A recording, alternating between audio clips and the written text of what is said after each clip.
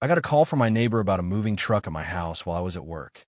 I came home to find my parents and brother moving his family into my house without permission. "You don't need that much space anyway," they said. So I called the police. This happened 8 months ago, and I'm finally ready to share the whole story. I'm 29 male, work in commercial construction management, and this is, hands down, the most insane family drama I've ever experienced. Sorry for the length, but this gets absolutely wild, and the ending is worth it. Some background about my family dynamics. I'm the older of two sons. My brother, Marcus, is 26 and has been the golden child his entire life. Despite being a complete disaster, dropped out of college twice, can't hold a job for more than 6 months, got his girlfriend Stephanie pregnant at 24, and they've been leeching off our parents ever since. Meanwhile, I worked construction through high school, got my project management certification, and worked my way up to making $125,000 annually managing commercial building projects. 3 years ago, I bought a house, not just any house, a 2,600 square feet renovated Craftsman in one of the most desirable neighborhoods in our city. I put down $75,000 cash that I'd saved working 60-hour weeks and living like a monk for 4 years. The place needed work, but I spent 2 years doing renovations myself during weekends and evenings. The kitchen renovation alone took 6 months of weekends. I gutted everything down to the studs, installed custom cabinets I built myself, and topped it all with granite countertops. The basement transformation was my masterpiece. What had been a dingy, unfinished space became a proper entertainment area with a wet bar, custom seating, and a home theater system with surround sound speakers I wired myself. The master bathroom took 3 months of careful planning. I completely reconfigured the layout, added a walk-in shower with custom herringbone tile work, positioned a soaking tub to catch natural light, and installed heated floors with a double vanity. The original hardwood floors needed complete refinishing. I spent a full month of evenings stripping, sanding, staining, and sealing every square foot myself. I updated the electrical system to modern code and upgraded all the plumbing. The landscaping was a 2-year project. I removed overgrown shrubs, planted trees strategically for privacy, installed an irrigation system, and created garden beds with perennial plants. I built the back deck myself using composite materials. Every nail, every tile, every drop of sweat equity was mine. The house sits on a 1/4-acre lot with mature oak trees, a 2-car garage, and a workshop where I restore classic cars. Property values have increased 30% since I bought it. It's not just a house. It's my sanctuary, my investment, and proof of everything I've worked for. The family dynamic. My parents, Harold and Patricia, have always had opinions about everyone else's life choices. Mom thinks her sons exist to fulfill her vision of family. She posts inspirational quotes about family on Facebook while trying to control every aspect of her children's lives. Dad just goes along with whatever she says to avoid conflict. Marcus and Stephanie live in my parents' basement with their 2 kids. Marcus works sporadically delivery driver, warehouse temp. Currently unemployed again after getting fired for showing up late. Stephanie has never held a job, spending her days making TikTok videos about her struggles, while my parents provide free housing, utilities, food, and babysitting. The family dynamic has always been, Marcus gets endless chances while I'm expected to have my life together and help everyone else. When Marcus crashed his car at 22, my parents bought him another one. When he got arrested for shoplifting, they paid for his lawyer. When Stephanie got pregnant, they threw a baby shower and set up a nursery. When I graduated college, I got a handshake. About 6 months ago, my family started making weird comments about my house during our monthly family dinners. It's so big for just one person. You rattling around in all that space. Must be lonely in such a big place. Marcus's family is really outgrowing the basement. I just laugh it off and change the subject because, honestly, what else was I supposed to say? That I enjoyed having space? That I'd earned it? Then the comments got more pointed and frequent. You should really think about downsizing. A nice apartment downtown would be so convenient for you. Marcus needs to consider the children's future. Real estate is such a good investment. You could probably make money selling. The classic guilt trip routine that my mother has perfected over decades of manipulating her family. I should mention that while I make good money, I'm not careless with it. My mortgage payment is $2,950 per month, including taxes and insurance, which is totally manageable on my salary. I've got $45,000 in savings. I max out my retirement contributions, and I still have plenty left over for my hobbies: woodworking, mountain biking, and restoring classic cars. I drive a paid-off truck. I cook most of my meals at home, and I'm careful with my spending. I earned every dollar through hard work and smart decisions, not luck or handouts. The situation escalated about a month ago during what I thought was a normal family dinner. Marcus was complaining about their living situation, how cramped they were in the basement, how the kids needed their own rooms, how Stephanie was getting depressed being stuck downstairs all the time. My mom was making sympathetic noises and shooting meaningful looks at me across the table. Finally, she came out with it. "You know, Jake, you have all that space going unused. Those guest bedrooms just sitting empty most of the time." "They're not guest bedrooms," I corrected. "One's my home office, the other is my workshop storage. But you could easily combine those functions into one room," she continued. "Really, it's almost wasteful to have so much space for just one person." I could see where this was going. "Mom, let's not do this." "Do what?" "I'm just saying that family helps family. Marcus is in a tough spot right now. Marcus has been in a tough spot for 6 years. Maybe it's time he figured it out himself." That's when Stephanie chimed in. "It's easy for you to say you don't have kids to worry about. Some of us have responsibilities." I looked at her, this woman who'd never held a job in her life, lecturing me about responsibility. "Stephanie, I have responsibilities too. Like the mortgage I pay every month on the house I bought." "But you don't need all that space," Marcus said. "It's not like you're using it." "How do you know what I use it for?" "Come on, man. You've got like 4 bedrooms and you sleep in one. That's 3 empty bedrooms, while my kids are sharing a basement room with no windows. Then get your own place." The table went quiet. My dad cleared his throat. "Son, maybe we could work something out. Some kind of arrangement that helps everyone." "What kind of arrangement?" My mom leaned forward, and I could see she'd been planning this conversation. "Well, what if Marcus's family moved into your place? Just temporarily? You could get a nice apartment downtown, close to work, no maintenance hassles, and Marcus could take over the house payments." I actually laughed. "Are you serious? Marcus can't even hold a job for 6 months, and you want him to take over a $3,000 mortgage?" "He'd grow into it," my mom said. "Having that responsibility might be exactly what he needs to get his life together." "And what happens when he can't make the payments?" "Because we all know he can't make the payments." "That's a pretty negative attitude," Stephanie said. "Maybe if people believed in Marcus more, he'd do better." I believed in Marcus for 26 years. At some point, belief needs to be backed up by actions. The conversation devolved from there, with my family making increasingly ridiculous arguments about how this arrangement would benefit everyone, especially me. According to them, I'd save money, have less responsibility, be closer to work, and, best of all, I'd be helping family.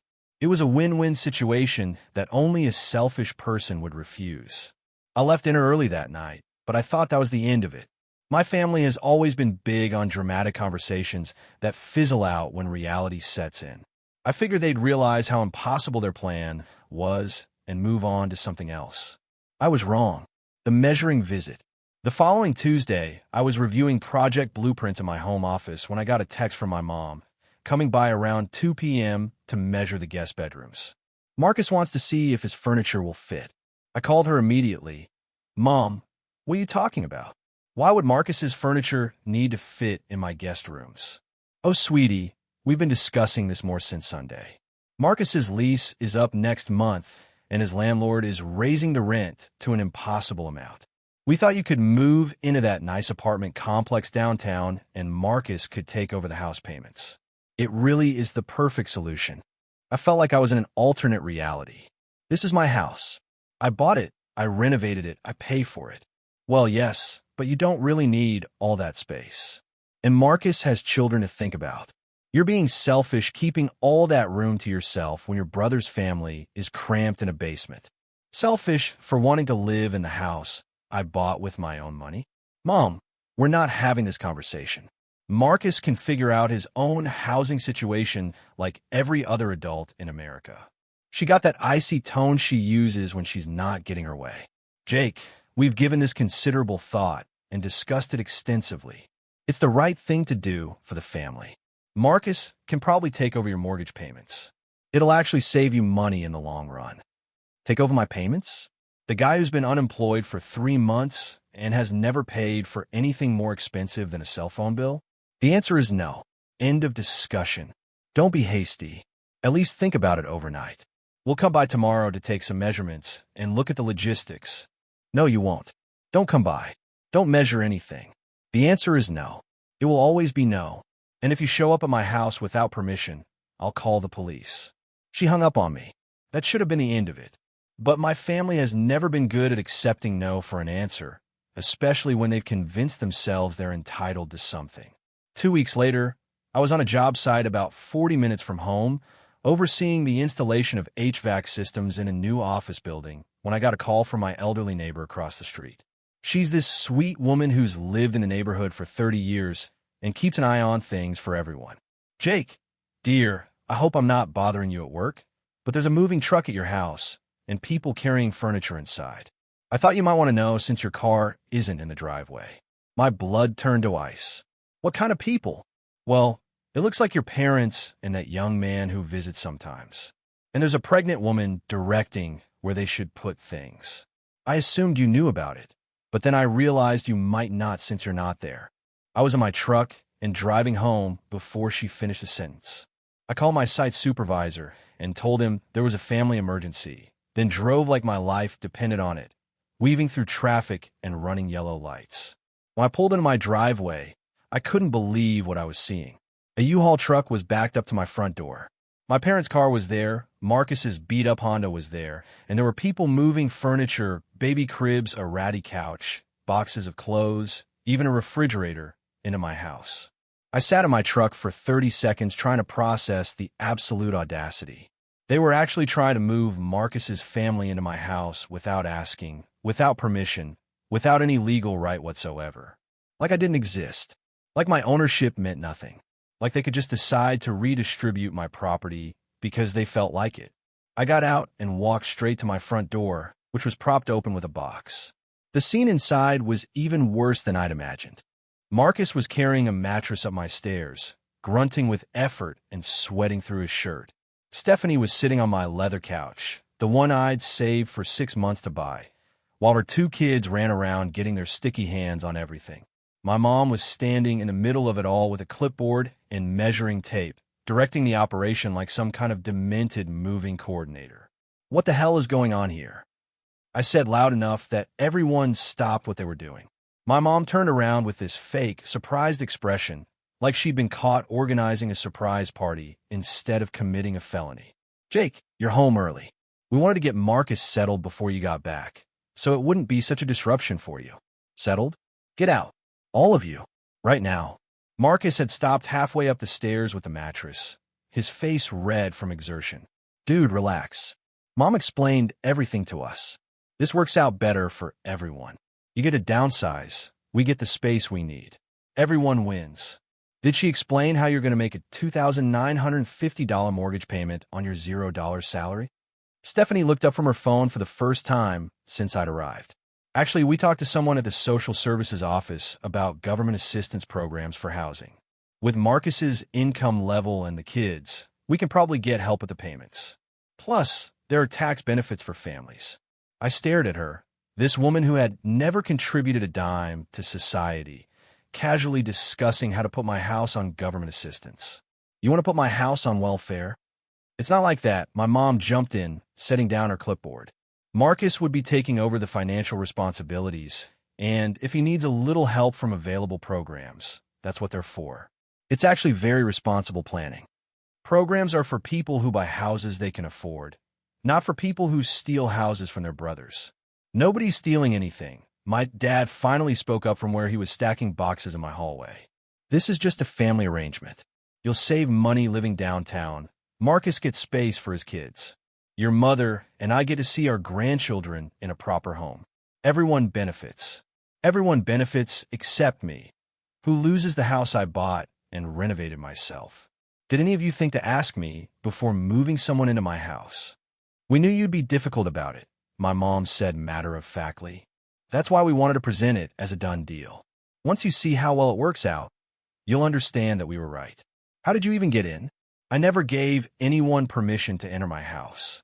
Marcus held up a key, dangling it like it was the most natural thing in the world. Mom had a spare maid when she house sat for you last year. Remember when you went to Colorado for that wedding?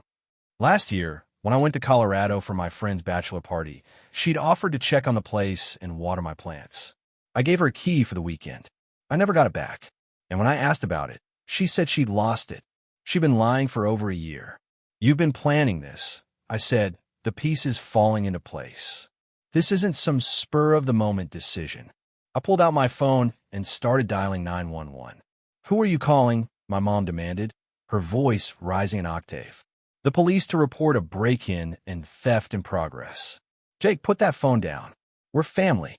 You can't call the police on family. Family doesn't break into each other's houses and try to steal them.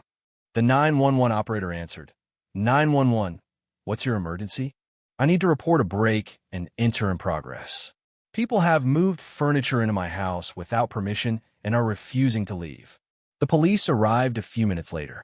2 officers, both looking like they'd rather be anywhere else when they realized it was a domestic situation. After reviewing my documentation and confirming I owned the house, they ordered my family to remove everything and leave. I changed my locks that same night and installed a security system. But this was just the beginning. The next morning, I woke up to 38 text messages from various family members and family friends. Apparently, my mom had spent the entire night calling everyone she knew to tell them what a heartless son I was, spinning the story to make me look like the villain. But the absolute peak of their delusion came the following Saturday, when they staged an intervention in my driveway. My parents, Marcus's entire family, plus my aunt and uncle, and my mom's pastor from her church. 8 adults standing in my driveway like they were about to perform some kind of exorcism. The sight was almost comical if it weren't so infuriating. They'd clearly coordinated this ambush, probably spending hours planning their approach and dividing up talking points. My mom stood in the center like a general commanding troops, while my aunt held a folder of what looked like printed articles, probably about family obligation and housing assistance programs. The pastor wore his most serious expression, the one he probably reserved for addressing serious sins from the pulpit. Jake, my mom said in her most serious voice, we need to have a family meeting. No, we don't. Get off my property before I call the police again. Son, the pastor said, stepping forward with his hands clasped in front of him like he was delivering a sermon. I understand there's been some conflict in your family. Your mother asked me to speak with you about the importance of family unity and Christian charity. I looked at my mom in disbelief. You brought your pastor to guilt-trip me into giving away my house. The pastor continued in that earnest tone that religious people use when they think they're saving your soul. The Bible teaches us to care for our family, especially children in need. Matthew tells us that whatever we do for the least of these, we do for Christ himself. The Bible also teaches that if a man doesn't work, he doesn't eat. Marcus is 26 years old with 2 kids, and he's unemployed by choice. Maybe start there, pastor. My aunt stepped forward, trying to take a more emotional approach. She was holding what appeared to be printouts from websites about family financial planning and multi-generational housing arrangements. Jake, sweetie, we've all helped family over the years. When you needed help in college. I worked 3 jobs in college and graduated debt-free. When you needed a place to stay after graduation, I lived in a 400-square-foot studio apartment and saved every penny for 2 years. My uncle tried a different angle, the man-to-man approach that older men always think will work on younger ones. Look, son, I get it. You worked hard for what you have. Nobody's taking that away from you. But Marcus has got kids to think about. Family responsibility. You'll understand when you have children someday. If I have kids someday, I'll plan for them and provide for them myself. Like a responsible adult, I won't expect my brother to give up his house to make room for my poor decisions. Stephanie was standing behind Marcus, holding their youngest, giving me a look like I'd personally ruined her life. The baby was fussing in the heat, and she was clearly uncomfortable being pregnant and standing in my driveway for this ridiculous confrontation. "This is exactly why you can't keep a girlfriend," she said, loud enough for everyone to hear. "You're selfish and cold. No woman wants a man who won't help his own family." I laughed. Actually laughed out loud. "Stephanie, you're 24 years old with 2 kids, no job, no education, no skills, and you're living in your boyfriend's parents' basement. Maybe don't give relationship advice." Hey, Marcus stepped forward, finally showing some backbone. "Don't talk to her like that. Then tell her to keep her mouth shut about things she doesn't understand." My mom tried to regain control of the intervention, clearly frustrated that their carefully planned ambush was falling apart. "Jake, we've talked to someone with legal expertise about this situation. There may be options for family property arrangements that you haven't considered." This was new information, and it sent a chill down my spine. "What kind of legal options?"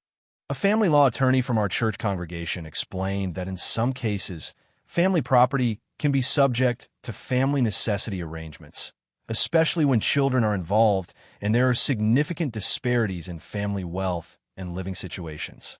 I stared at them, realizing they actually thought they could sue their way into my house. They'd actually consulted someone about legal ways to force me to give up my property. Did this church attorney also explain that I'm 29 years old and you have zero legal claim to my property? Did he mention that what you attempted was breaking and entering? Did he explain the difference between wishful thinking and actual law? "When your father and I are old and need help," my mom said, playing her final card, "don't come cry to us for support." "Deal," I said without hesitation. That stunned her. She expected me to back down, to choose potential future guilt over present-day boundaries. They all left, leaving me feeling both victorious and sad. But this wasn't over. My family doesn't give up easily, especially when they're desperate. And I was starting to suspect there was more to their desperation than just Marcus needing more space. The investigation. I decided to investigate, and what I found changed everything. Public records in our state are mostly available online if you know where to look and what to search for. I spent an entire Saturday afternoon diving deep into county records, court filings, and property databases. It took me about 6 hours of methodical searching to piece together the full picture. And when I did, I couldn't believe what I was seeing. The first red flag was a second mortgage filing I found buried in the property records. My parents were in foreclosure proceedings. According to the county records, they'd taken out a second mortgage on their house 2 years ago for $90,000. The paperwork showed they claimed it was for home improvements and debt consolidation, but I could see from the timing that it coincided with when Marcus and Stephanie had moved in. Then last year, they'd taken out a home equity line of credit for another $45,000, maxing out their borrowing capacity. They owed almost $220,000 on a house worth maybe $180,000 in the current market. They were completely underwater. But the real shock was the foreclosure notice dated 7 weeks ago. They were 4 months behind on payments, and the bank was moving to repossess. They had until the end of next month to bring the account current or lose the house. The total amount needed to cure the default was over $18,000, money they clearly didn't have. Now their desperation made perfect sense. They weren't just trying to help Marcus. They were trying to save themselves. If Marcus took over my mortgage payments, they could use the money they'd been spending supporting him and his family to catch up on their own house payments.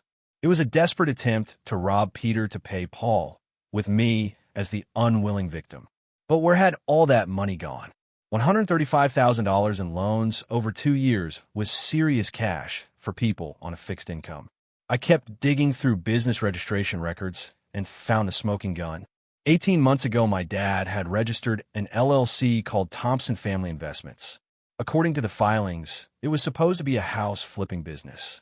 The paperwork showed grand plans for buying, renovating, and reselling properties for profit during what they saw as a red-hot real estate market. More research revealed the full extent of their financial disaster. Thompson Family Investments had purchased 2 properties using the borrowed money from their house. The first was a 1960s ranch house they bought for $98,000 intending to flip it for $150,000 after renovations. Instead, they got in over their heads with structural problems they hadn't anticipated, contractor issues, and permit delays. The house sat on the market for 8 months before finally selling for $63,000, a $35,000 loss, plus carrying costs, taxes, and renovation expenses. The second property was even worse. They bought a foreclosed duplex for $110,000, planning to renovate and rent it out for steady income. But they'd underestimated the extent of the damage and the cost of bringing it up to rental code standards. When they couldn't complete the renovations or make the payments, that property went into foreclosure too. It was eventually sold at auction for $75,000, meaning they lost about $35,000 on that deal as well, not counting the money they'd poured into attempted repairs. My parents had blown their retirement savings and leveraged their house to the maximum, trying to become real estate moguls during the pandemic boom. They'd watched HGTV shows and thought it looked easy, completely ignoring the risks and complexities involved in property investment. And now they were about to lose everything. But the financial disaster went even deeper than I initially thought when I started digging into Marcus and Stephanie's situation. Marcus had filed for bankruptcy 18 months ago. Chapter 7, complete discharge of all debts, including $28,000 in credit cards and a defaulted car loan. That explained why he couldn't qualify for his own mortgage. Stephanie had multiple collection agencies after her for unpaid medical bills, store credit cards, and something called quick cash loans for $4,200 at an astronomical interest rate. My perfect, judgmental family was completely broke. Not just broke, financially destroyed. And they've been hiding it from me while lecturing me about family responsibility. Suddenly, their plan made perfect sense. Get me out of my house, move Marcus's family in, use the money they'd save on supporting Marcus to catch up on their mortgage payments. They probably figured once I was paying rent downtown instead of building equity, I'd be more willing to help them out financially on a regular basis. I called my lawyer and told him what I found.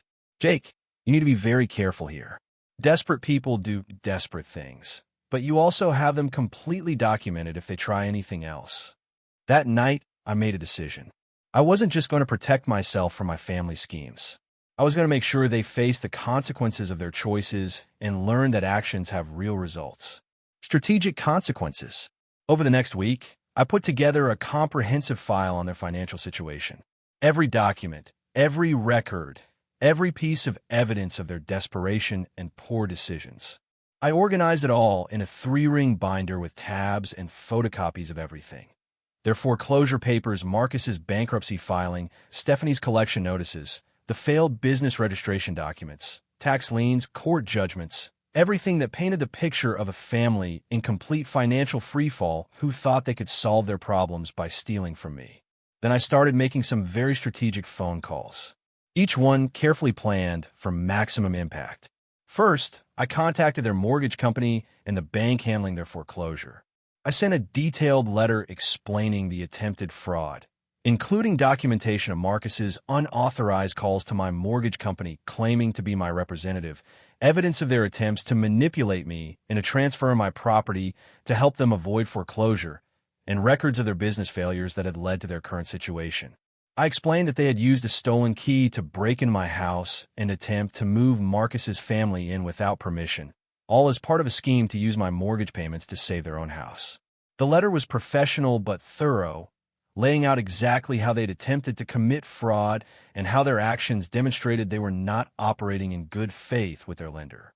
I included copies of the police report from when I'd had them removed from my house, documentation of Marcus's bankruptcy that should have been reported to the court, and evidence of their deliberate deception about their financial situation. 3 days later, I got a call from a fraud investigator at the bank asking me to come in and give a formal statement to their legal team. Apparently, attempting to fraudulently transfer property to avoid foreclosure was something they took very seriously, especially when it involved lying to multiple financial institutions. Second, I called the bankruptcy court clerk's office and spoke to someone in the trustee's office about Marcus's case. Marcus's Chapter 7 discharge had included a requirement to report any significant changes in his financial situation for 3 years after filing. Attempting to take over a house payment definitely counted as a significant change that should have been reported to the court. The fact that he'd been calling my mortgage company and investigating loan assumptions without reporting this to the bankruptcy court was a violation of his discharge agreement. I provided them with documentation of Marcus's calls to my mortgage company, evidence of his attempts to take over my house payments, and records showing he'd been planning this for weeks without proper disclosure. The clerk informed me that bankruptcy fraud was a federal crime and that they would be reopening his case for review. Third, I may have mentioned to a few people in the community that Marcus was looking for work and seemed really desperate for money, to the point where his family was making some questionable decisions. Word travels fast in small towns, and reputation matters when you're job hunting. I wasn't spreading lies. Everything I mentioned was completely true, but I made sure the right people heard about his character and reliability issues. I spoke to the manager at the hardware store where Marcus had applied for work, mentioning that I'd heard he was having some legal troubles related to bankruptcy fraud. I talked to my neighbor who worked at the auto parts store, casually mentioning that my brother was struggling with some honesty issues and making poor decisions that affected his family. Nothing malicious, just concerned family members sharing factual information about someone's character. But the most satisfying call was to my mom's church. I spoke to the church secretary and mentioned that some longtime members of the congregation were facing serious financial difficulties and had been making some questionable decisions lately.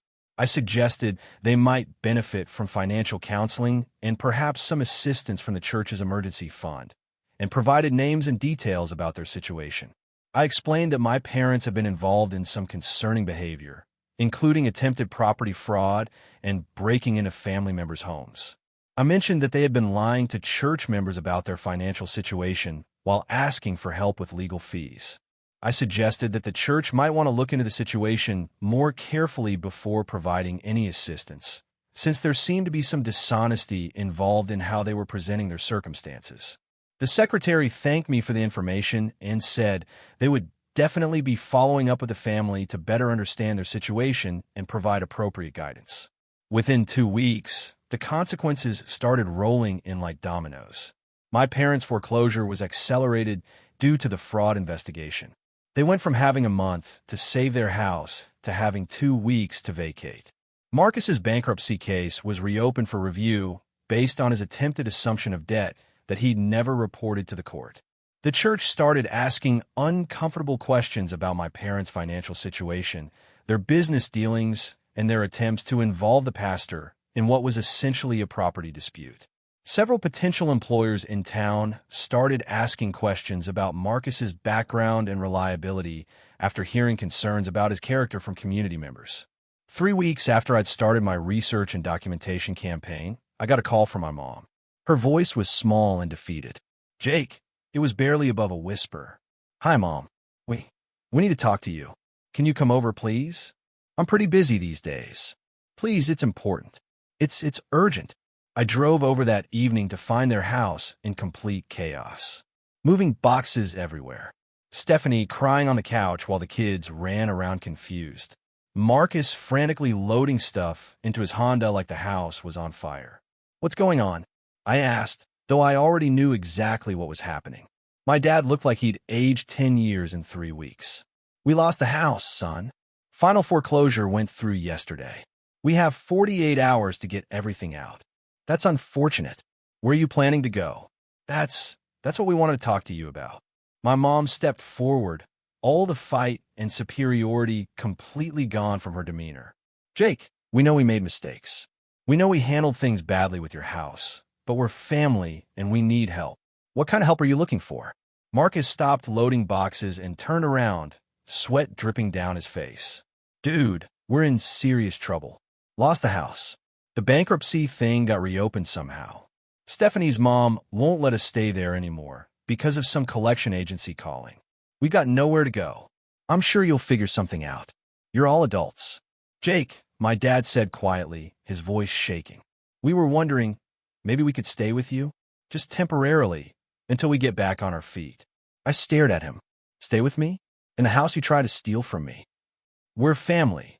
Stephanie said through her tears. You have to help us. That's what family does. Actually, I don't have to do anything. Marcus stepped forward, looking defeated. Come on, man. What do you want us to do? Live under a bridge? Sleep in our cars? The kids don't have anywhere to go. I honestly don't care what you do. You created this mess. You can figure out how to get out of it. My mom tried one more time, her voice breaking. Jake, I know we hurt you. I know we made terrible mistakes, but we're sorry.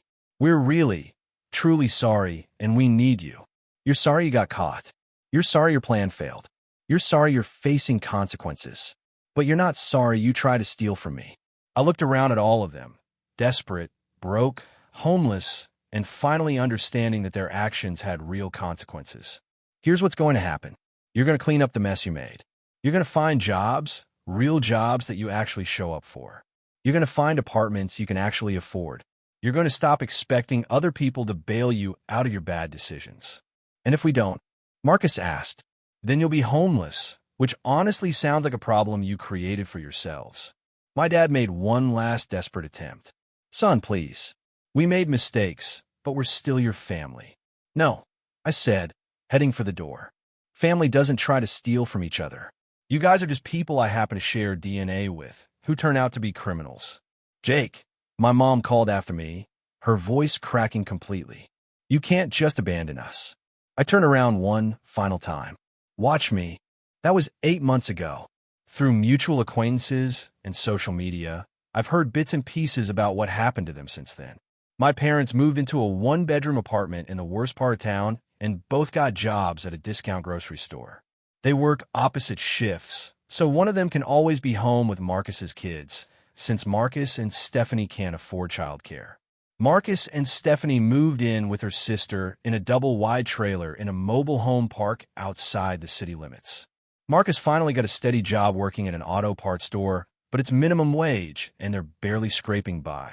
Stephanie got a job at a fast food restaurant. They're all struggling financially, working jobs they hate, living in places they can't stand, dealing with the stress of poverty and the shame of their fall from middle-class respectability, exactly the kind of life they were trying to avoid by stealing my house. Meanwhile, I'm still living in my beautiful house that I bought and renovated myself. I got promoted to senior project manager last month with a $15,000 raise.